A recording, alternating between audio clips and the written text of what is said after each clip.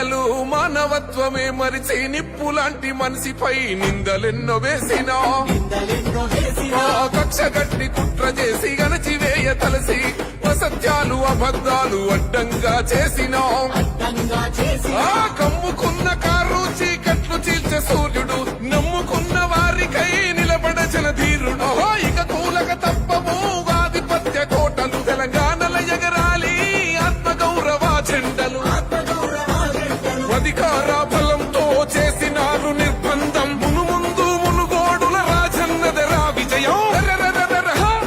బెదిరిస్తే బెదిరిపోడు